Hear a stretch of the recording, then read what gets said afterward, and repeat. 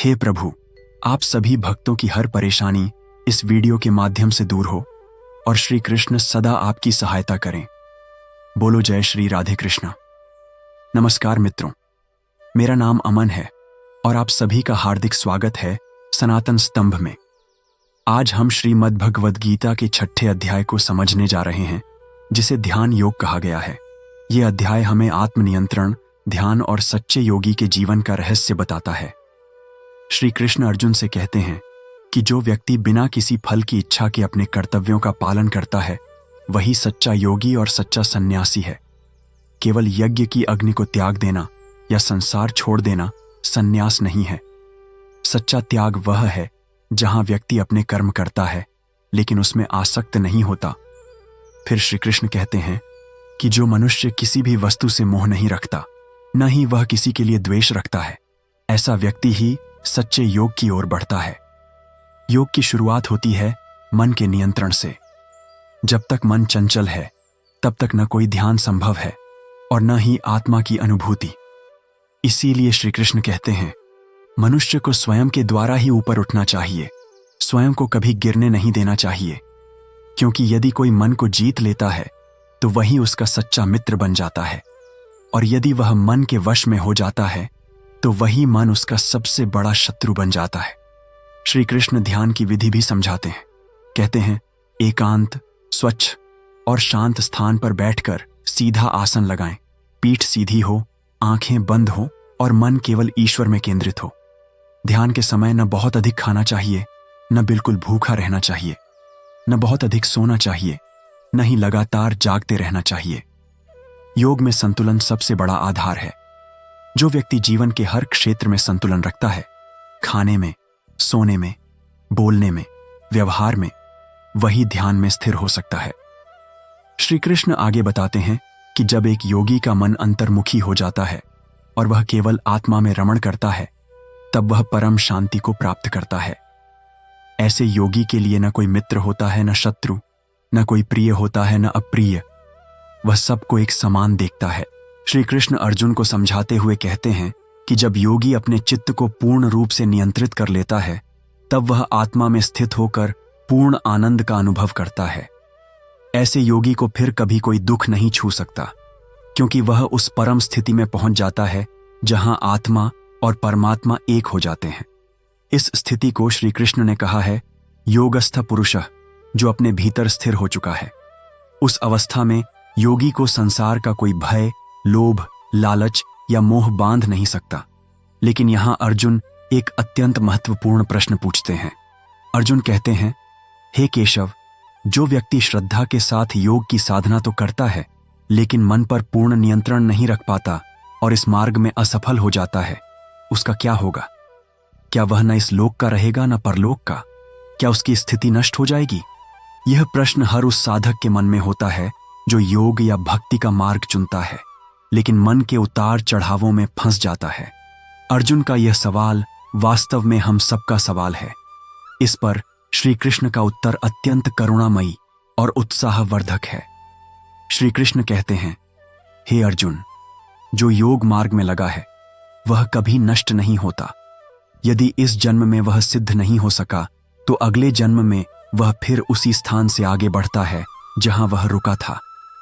ऐसे व्यक्ति का जन्म अच्छे कुल में होता है या ऐसे योगियों के घर में होता है जहां उसे पूर्व जन्म की साधना की स्मृति मिलती है। वह बाल्यकाल से ही ईश्वर की ओर आकर्षित होता है। श्री कृष्ण यह स्पष्ट करते हैं कि योग या भक्ति मार्ग में किया गया कोई भी प्रयास व्यर्थ नहीं जाता। यहां एक बहुत बड़ी बात कही गई है, ईश्वर हर साधना का हिसाब रखते हैं। जो जहां रुका वह अगली बार वहीं से फिर आगे बढ़ता है, इसलिए कोई भी प्रयास छोटा नहीं है। फिर श्री कृष्ण अर्जुन को यह भी बताते हैं कि जब वह साधक फिर से साधना करता है तो वह अपने पहले जन्मों के अनुभव के कारण तीव्र गति से योग की ओर बढ़ता है। श्री कृष्ण कहते हैं, जब वह सभी भोगों से ऊपर उठ जाता है तब वह अंततः परम गति को प्राप्त करता है। फिर इस अध्याय के अंत में भगवान श्री कृष्ण योगियों की तुलना करते हैं। हे अर्जुन, सभी तपस्वियों में, सभी ज्ञानियों में और सभी कर्मियों में योगी सबसे श्रेष्ठ है, और जो मुझ में संपूर्ण श्रद्धा से स्थित है वह मुझसे सर्वाधिक जुड़ा हुआ है। यहां श्री कृष्ण ये सिखा रहे हैं कि केवल ज्ञान, तप या कर्म से ऊपर जो व्यक्ति प्रेम और भक्ति के साथ ईश्वर से जुड़ा है, वही श्रेष्ठतम योगी है। इस प्रकार अध्याय 6 का सार यह है कि सच्चा योग केवल आसन या ध्यान नहीं है, बल्कि मन को जीतकर ईश्वर में स्थिर हो जाना है। भक्ति और श्रद्धा से भरा हुआ योगी अपने हर कर्म में भगवान को समर्पित करता है और अंततः मोक्ष की ओर अग्रसर होता है। श्री कृष्ण ने यही सिखाया है कि हमें कभी भी अपने प्रयासों को छोटा नहीं समझना चाहिए। जो भी ईश्वर की ओर बढ़ता है, वह चाहे धीरे बढ़े या तेज, लेकिन उसका हर कदम एक दिन उसे उसकी आत्मा और परमात्मा के मिलन की ओर ले जाता है। श्री कृष्ण अर्जुन को ध्यान योग की गहराइयों में और आगे ले जाते हुए कहते हैं, जब मन एकाग्र हो जाता है, तब साधक केवल बाहर की वस्तुओं को नहीं त्यागता, बल्कि भीतर की वृत्तियों, इच्छाओं और मोह को भी शांति देता है। ध्यान कोई साधारण प्रक्रिया नहीं है, ये साधना है। ये अपने भीतर उतरने की यात्रा है, जहां मन के सभी विकार शांत हो जाते हैं और केवल आत्मा की आवाज सुनाई देती है। श्री कृष्ण ध्यान की एक अत्यंत विशेष स्थिति को भी वर्णन करते हैं।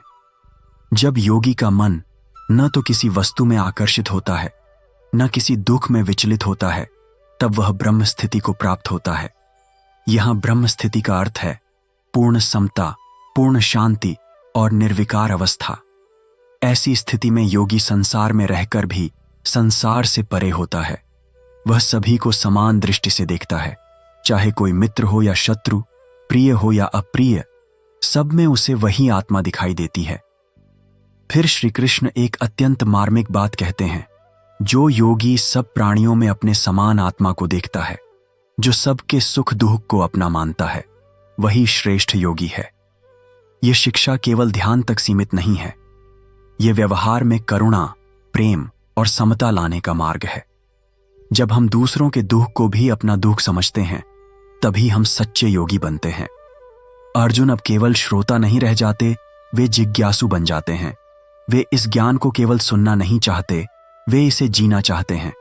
और यही श्री कृष्ण का उद्देश्य भी है, केवल ज्ञान देना नहीं, बल्कि अर्जुन को उस पथ पर चलाना जो आत्मा को मुक्त करता है। ध्यान योग यही बताता है, हर व्यक्ति के भीतर ईश्वर की चिंगारी है, लेकिन जब तक मन चंचल है, जब तक इच्छाओं की लहरें उठती रहती हैं, वह चिंगारी धुएं में ढंकी रहती है।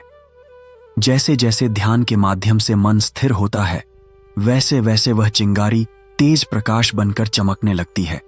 श्री कृष्ण इसी प्रकाश को आत्मा कहते हैं, जो न कभी जन्म लेती है न मरती है, जो सदा थी, सदा है और सदा रहेगी। ध्यान योग हमें अपने उसी शाश्वत स्वरूप से मिलने की राह दिखाता है, और जब हम स्वयं को जान लेते हैं, तभी हम ईश्वर को जानने लगते हैं, क्योंकि आत्मा और परमात्मा अलग नहीं है, बस भुलावे का पर्दा है, जिसे हटाने का साधन है ध्यान। अब जब साधक इस स्थिति को प्राप्त करता है, तब वह केवल मुक्त नहीं होता, बल्कि वह संसार में रहकर भी दुखों से परे होता है, क्योंकि वह जान चुका होता है कि संसार का हर रूप अस्थायी है, पर आत्मा और उसका ईश्वर से संबंध अमिट है। और यही श्री कृष्ण का अमूल्य उपदेश है। साधक वही जो अपने मन को भगवान की ओर मोड़ सके, योगी वही जो आत्मा को पहचान सके, और मुक्त वही जो ईश्वर से एक हो सके। श्री कृष्ण अर्जुन को अंतिम रूप से यह स्पष्ट करते हैं कि योग मार्ग केवल ध्यान और त्याग का नहीं है, यह प्रेम और समर्पण का भी मार्ग है। वह कहते हैं, हे अर्जुन, जो योगी श्रद्धा और प्रेम के साथ निरंतर मेरा स्मरण करता है, जो अपने चित्त को मुझ में स्थिर करता है, वह मुझ में ही स्थित हो जाता है। यहां भगवान बता रहे हैं कि ध्यान का सर्वोच्च रूप है प्रेम पूर्ण भक्ति। जब ध्यान में भाव जुड़ जाता है, तब साधना सरल हो जाती है। जब साधक केवल नियमों के कारण नहीं, बल्कि प्रेमवश भगवान का स्मरण करता है, तब वह ध्यान नहीं, मिलन बन जाता है, आत्मा का परमात्मा से मिलन। श्री कृष्ण कहते हैं, सभी योगियों में जो मुझे श्रद्धा के साथ भजता है, वह मुझसे अत्यंत जुड़ा हुआ है और मैं उसे सबसे श्रेष्ठ मानता हूं।